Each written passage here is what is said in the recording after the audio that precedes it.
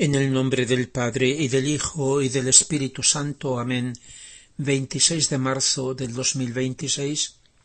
Queridos hermanos, el 25 de marzo es la fiesta de la Anunciación a María, y por consiguiente de la encarnación del Hijo de Dios, el Verbo Divino.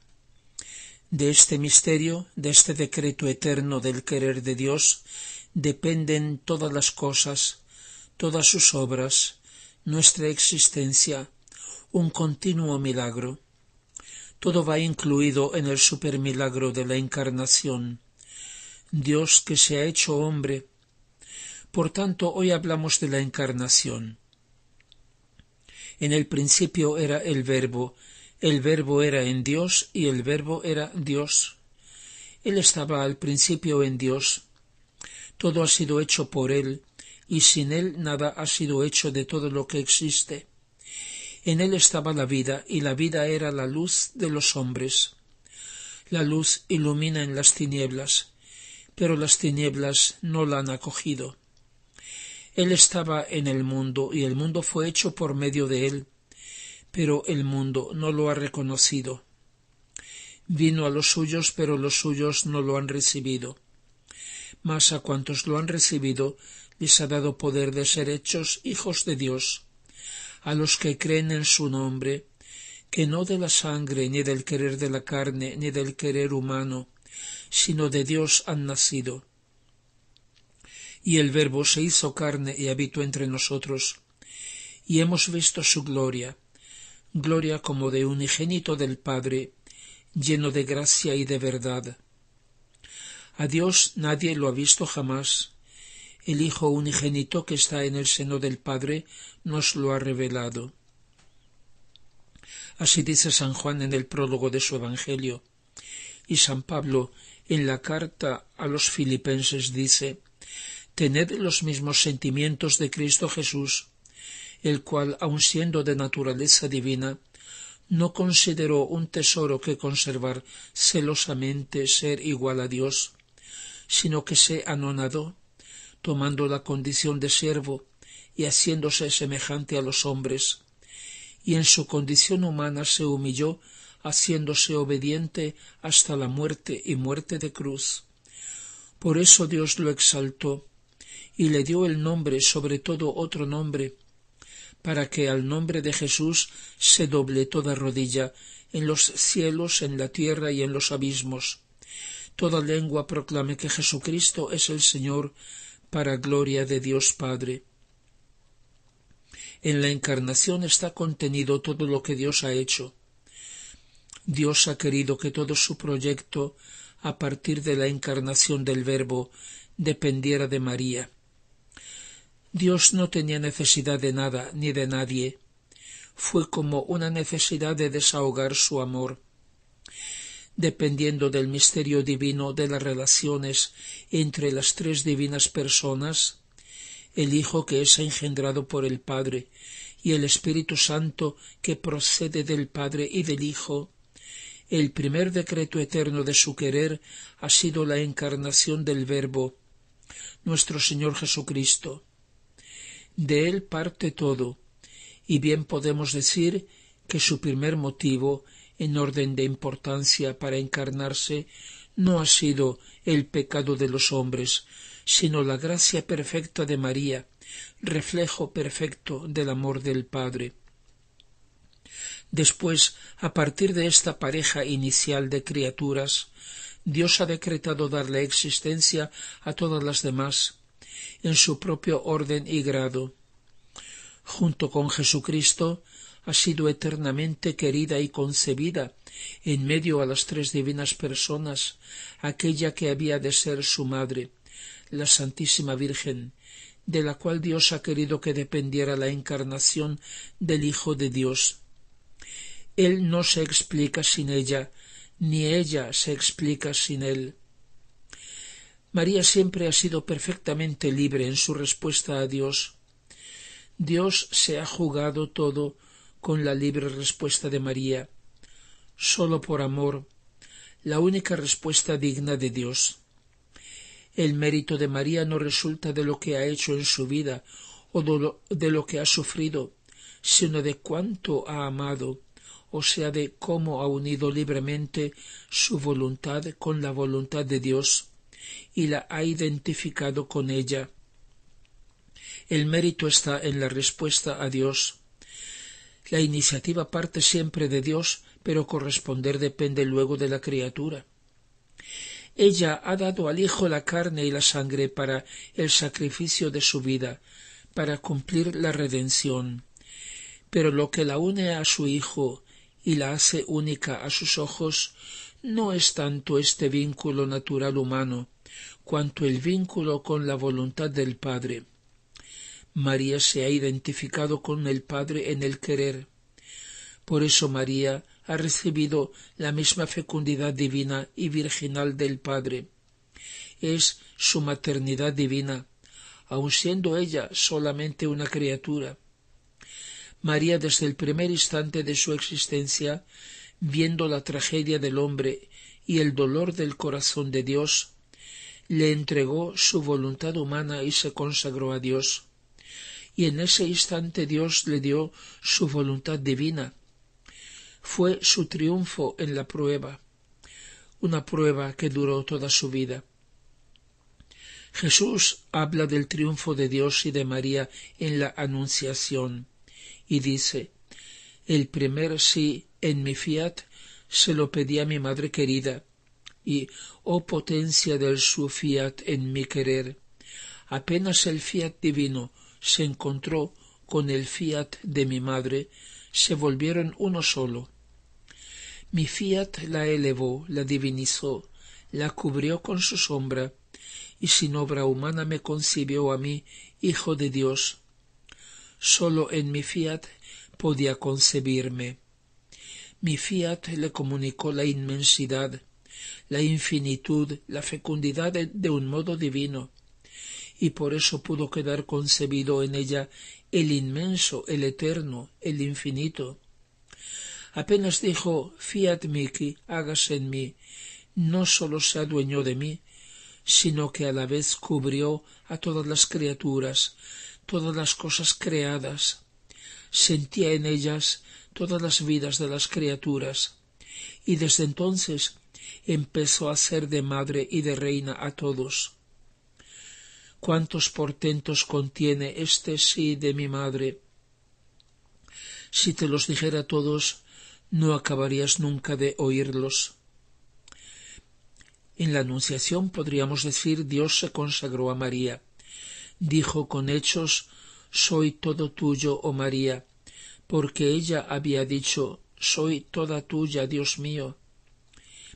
La encarnación del Hijo de Dios fue el ofertorio de su vida, y a la vez fue su consagración, por medio de María y junto con ella, a la voluntad del Padre. También nosotros debemos ser presentados y ofrecidos por nuestra Madre y como ella a Dios, a la voluntad de Dios, para ser por ella, con ella y en ella, en su corazón inmaculado, transformados, convertidos en otros Jesús, a imagen y semejanza de Jesús. Esto ha de ser exactamente el triunfo de su corazón inmaculado.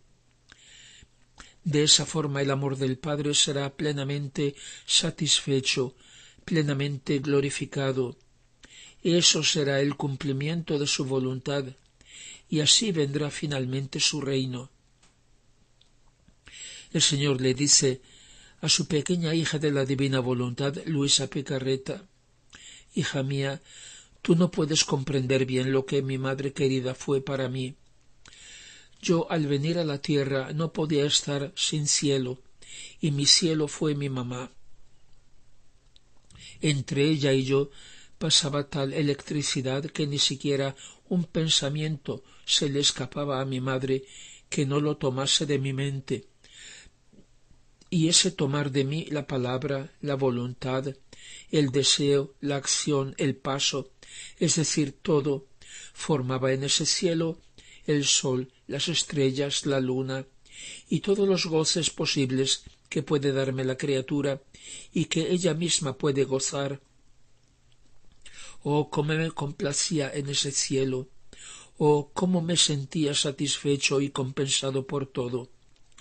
Hasta los besos que me daba mi mamá contenían el beso de toda la humanidad y me devolvían el beso de todas las criaturas. En todas partes me la sentía, a mi dulce mamá. Me la sentía en el respiro, y si era jadeante me lo aliviaba. Me la sentía en el corazón, y si estaba amargado me lo endulzaba. Me la sentía en mis pasos, y si estaba cansado me daba fuerza y descanso. ¿Y quién puede decirte cómo me la sentía en la pasión? En cada latigazo, en cada espina, en cada llaga, en cada gota de mi sangre, en todo me la sentía, y me hacía de verdadera madre. Ah, si las almas me correspondieran, si todo lo tomaran de mí, cuántos cielos y cuántas madres tendría en la tierra. Sin ella no habríamos tenido ni redentor ni redención. Sin ella no habría habido ni siquiera una página del Evangelio. Es más, como la misma creación de todos nosotros y de todo cuanto existe debía depender de la encarnación del Verbo divino, por consiguiente, la misma existencia de la Santísima Virgen y de todos nosotros, Dios ha querido que dependiera del sí, del fiat divino de María. Por eso Dante ha escrito: Virgen Madre, hija de tu Hijo, humilde y alta más que criatura, término fijo del eterno consejo. En el acto eterno y también histórico de la Encarnación, junto con la humanidad adorable de nuestro Señor, su amor le ha hecho concebir en sí a todas las almas, en primer lugar la de su madre, rodeándola con todos sus méritos y preservándola de toda mancha de pecado y de sus consecuencias. La Inmaculada es la primera redimida, si bien de un modo diferente de nosotros. María redimida para que el pecado no la tocase, mientras que nosotros hemos sido liberados del pecado en el que hemos venido a la existencia. Si el río de la humanidad quedó contaminado desde la fuente, Adán y Eva, el pecado no pudo tocar a María, porque ella, junto con su Hijo, están eternamente por encima, más arriba de la fuente. Antes de que Abraham fuera, yo soy, ha dicho Jesús, y por la misma razón, antes de que Adán fuera, yo soy. Y con él María puede decir: antes de que Eva fuera, yo soy. El haber nacido tantos siglos después de nuestros primeros padres no significa nada, porque ella junto con su Hijo son antes, en el orden de causa-efecto, y por ellos la justicia divina no destruyó a Adán con toda su descendencia y la entera creación, que con el pecado del hombre ya no tenía razón de existir. Jesús y María habrían reparado un día el daño del pecado y nos habría puesto a salvo a todos nosotros mediante la redención, haciéndonos ser de nuevo hijos de Dios, los verdaderos herederos y reyes de todo lo creado. Escribe Luisa en su 4º volumen: veía ante mí una luz interminable y comprendía que en esa luz moraba la Santísima Trinidad, y a la vez veía ante esa luz a la Reina y Madre, que quedaba toda absorbida por la Santísima Trinidad, y ella absorbía en sí a las 3 divinas personas, de manera que quedaba enriquecida con las 3 prerrogativas de la Trinidad Sacrosanta, es decir, potencia, sabiduría, caridad. Y así como Dios ama al género humano como parto suyo y como algo salido de él, y desea ardientemente que esa parte de sí mismo vuelva a él, así la mamá y reina, participando en eso, ama al género humano con amor incontenible. La maternidad divina de María no termina con haber concebido y dado a luz al Hijo de Dios, se extiende a todo su cuerpo místico, para hacer por cada uno de nosotros lo que ha hecho por su Hijo, porque fuimos concebidos junto con Jesucristo cuando se encarnó, y nacimos cuando murió, dando la vida por nosotros, evidentemente en sentido espiritual, independiente del tiempo. Como dice un canto, al encarnarte nos has concebido a todos en el corazón de la Virgen contigo, para ser vida, para dar vida a cada hombre unido a ti. Encarnándose en su seno, Jesús ha concebido con él a todas las almas como su cuerpo místico y ha tomado como suyas las culpas y las penas de cada criatura. Desde entonces empezó su pasión y fue creciendo hasta desbordarse externamente el último día de su vida, en la pasión que le hicieron sufrir los hombres. Toda esa obra de redención ha querido hacerla con su madre.